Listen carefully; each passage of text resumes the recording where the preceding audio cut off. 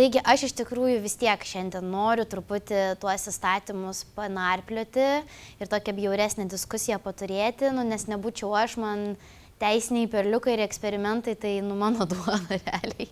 Bet ką aš noriu pasakyti, kalbam ar ne, kas gali atlikti medicininės procedūras, išsiaiškinom ar ne, kad gali atlikti tik tai tam tikros srities gydytojai licencijuoti ar ne. Tuomet išsiaiškinom, kad tiesiog grožio specialistai, mezoterapeutai, dermokosmetologai, tokių net nėra, realiai negali daryti. Ir aš tiesiog norėčiau juos neapginti, bet pasamprotauti. Nes aš pati kiek kartą esu viešai pasisakius, Ilona irgi ne kartą sakius, ne viešoje erdvėje, jeigu pasisako kažką šią temą, vis tiek nedaug, bet tų neigiamų žinučių tikrai būna ir dažnai būna gimimo įstatymas leidžia. Pasiskaitykit įstatymus, atsiverskit, ką nematot. Tai aš dabar noriu atsiversti tuos įstatymus ir padiskutuoti. Ir gal net pradėti, ar ne, būtent nuo medicinos normos apie gydytojus dermatovenerologus, ar ne, kokios yra teisės pareigos ir kompetencijos.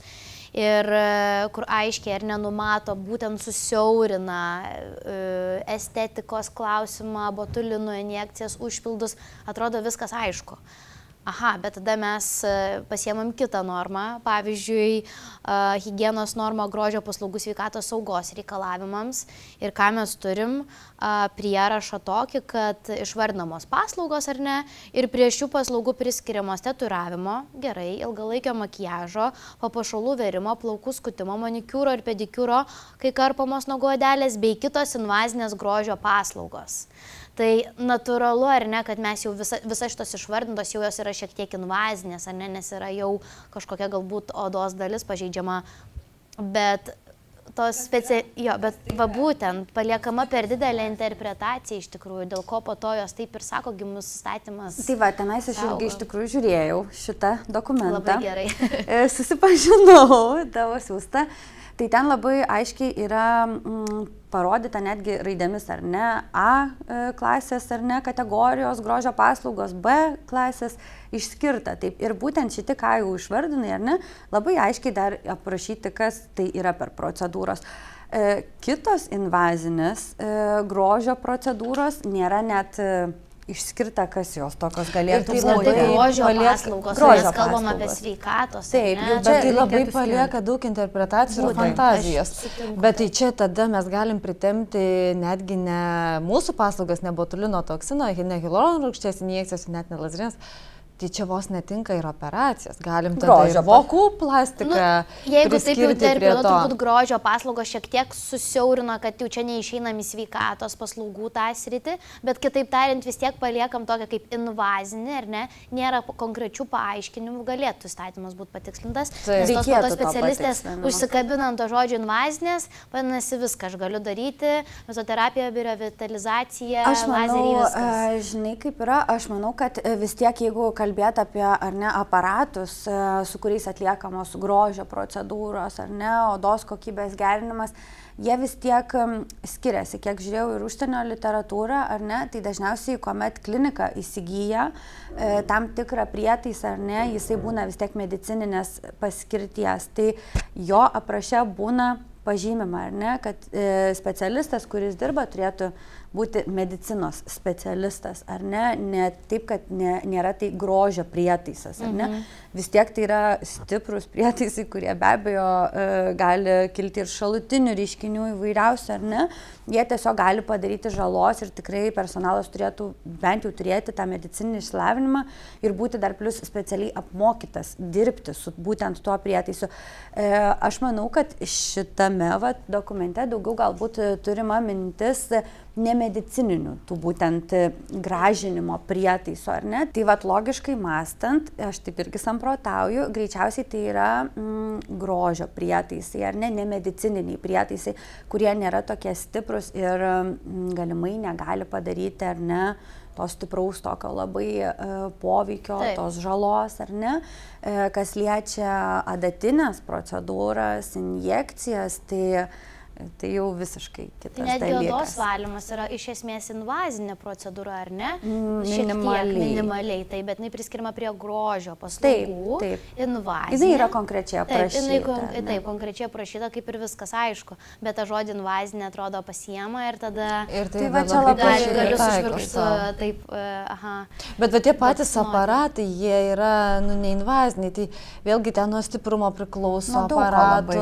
Bet aš net nelabai įsivaizduoju, aplamai dabar net pati nesugalvoju ir kol jūs diskutuojat, bandau įsivaizduoti, kas yra kita, jei be permanentų ir be tatuiruočių.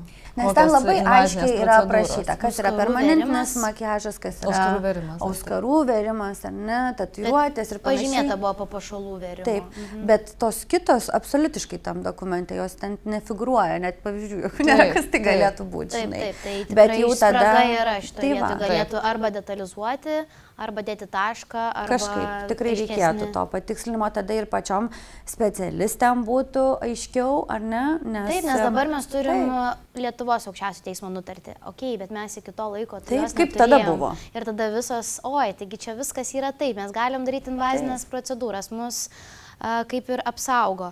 Kitas momentas - slaugytojai. Čia mano nuostabiausia tema. Aš slaugytoja, aš turiu, pasiskaitykite įstatymus. Taip, ir iš tiesų dėl šitų dalykų aš ir gaunu privačiai daugiausiai užklausų ir neigiamų, ir daugiausiai gal ir diskusijų, nes gal tu, Greta, pakomentuosi, kaip slaugytojo norma skamba ir kaip gydytojo dermatologo norma skamba. Ir iš tiesų čia ir yra blogiausia, kad pas mus normoje yra labai tiksliai viskas detalizuota.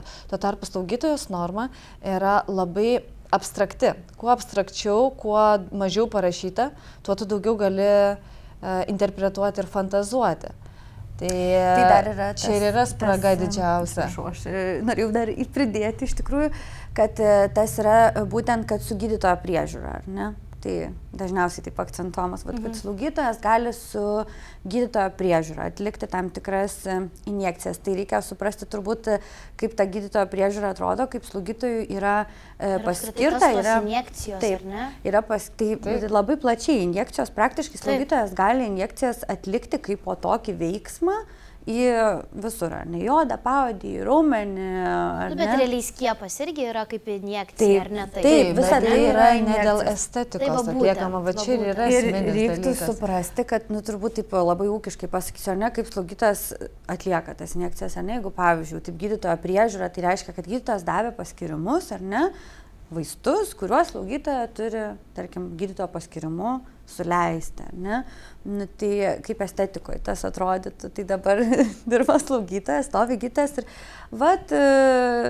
leisk dabar, šitai pacientai, aš čia nežiūrėsiu, aš būsiu čia, bet tu suleisk jai lūpas. Čia tarkim, aš tiesiog, ta prasme, ką reiškia ta gydytojo priežiūra. Ir koks gydytojas aplamai permestų savo atsakomybę, tai jisai juk yra tada atsakingas. Taip. Kaip ir pavyzdžiui, ligoninės, jie yra jau čia kalbant apie sveikatinimą žmonių, tai jei kažkas atsitinka, kas liečia vaistų paskirimą, tai kaltas būna gydytojas, nes slaugytoja yra tas žmogus, kuris užtikrina, kad būtų įvykdyti gydytojo nurodymai, paskirimai. Pagal tam tikrą gydymo planą. Taip. Dabar įsivaizduokit tokį, pamodeliuokim situaciją, kai ir Barbora pasakė, mes permetam savo atsakomybę ant slaugytojos ir net nežinom nei kaip jisai suleis, nei kokius odos gylius ir liksime už tai kalti, jeigu kažkas atsitiktų. Nes mes atsakom. Nes atsakom, taip, tai mes. Taip, tai iš tikrųjų. Tai yra net nelogiškai, tai yra aplamai net neįgyvendinama realiame gyvenime. Nes koks gydytojas pasitikėtų slaugytojas darbu, aplamai kito žmogaus, bet būtų atsakingas už komplikacijas. Galima matyti, kad matomai įvyksta tokie dalykai, tik tai čia vėlgi jau dar jau kitos turbūt diskusijos klausimas, bet kas normai parašyta ir kuo iš tiesų vadovaujasi ir grindžia, tai kad bendros praktikos slaugytojas gali atlikti injekciją ir skliausteliuose į odą, paodį, raumenis, veną, centrinės venos, porto, epidurinius ir peties rezginio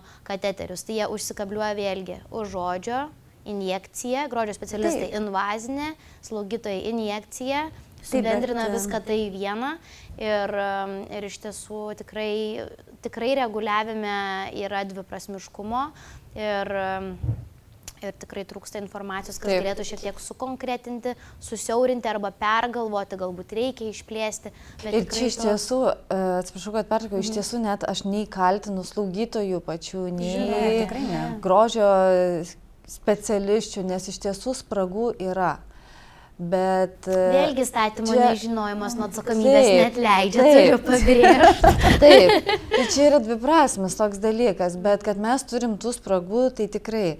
Ir mes, kaip dermatologai, aišku, tempiam tos įstatymus į savo pusę, jie tempia į savo pusę. Todėl aiškumas čia labai pasitarnautų šitoje vietoje. Taip.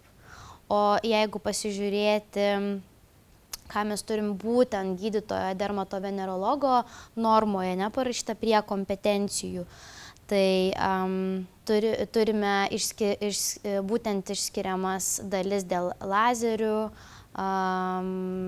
korekcinių procedūrų visokiais invaziniais metodais. Taip pat turim būtent intensyvios pulsinės šviesos, radio dažnio, ultragarsiniai, visi tie dabar populiarieji. Ir viskas konkrečiai. Viskas konkrečiai ir aiškiai kiekvienam atskiram punktelį. Gerai, o jeigu mes pasižiūrėtume normą, kuri būtent rodo gydytojo dermatovenerologo ar nekompetencijas, mes galime išskirtinai matyti, ar ne, kad būtent šios srities gydytojas gali ir atsluoksniuoti odą, ir koreguoti ją užpildais, plazma, siūlais, botulino toksino, išvardinta būtent specifiškai mezoterapija, biorevitalizacija. Žodžiu, turime pakankamai plačiai numatytas ar ne galimybės, ko mes neturime minėtose kitose dviejose normose. Tad ir dar turim nuostabų į Lietuvos aukščiausio teismo nutartį, kuri šiek tiek irgi pašviežina visą informaciją. Tad labai norisi, kad šitą informaciją ir žmonėm kažkaip įveda šiek tiek gal aiškumą, bet aišku, palieka tokį klausimą, kad sureguliuotas sritis vienareikšmiškai turėtų būti, o aš tai tiesiog visiems palinkėčiau įsijungti tuos red flagus ar ne ir rinktis tiek klinikas, tiek gydytojus atsakingai. Ir, nežinau, gydytojas patars gal kažką nuo savęs. Tai tiesiog rinkite specialistus ir klinikas atsakingai, atsižvelkite į licenzijas, kvalifikacijas ir netgi ne vien tai yra svarbu, reikia, juk žinoma visko būna ir gydytojams, bet reikėtų atkreipti dėmesį ir žmogaus empatiją, į estetikos suvokimą, tai tiesiog reikia rasti savo žmogų, savo gydytoją, kaip mes turbūt kiekvienas turim savo odontologą, savo šeimos gydytoją, grožio gydytojas irgi turėtų būti mums artimas. Taip, visiškai taip. Tai manau, visos draugiškai linkim visiems būti sveikiem, laimingiam ir mylėti save ir atsakingai žiūrėti į savo sveikatą. Ir siekite grožio sveikai. Taip, teisingai. Tai ačiū Santie klinikai ir šauniom gydytojam, buvo labai malonu pakalbėti ir tikiuosi dar galbūt ateityje dar ne vieną kokią gerą karštą temą pagvildensim kartu. Ačiū tau labai. Ačiū, Greta. Dėkui.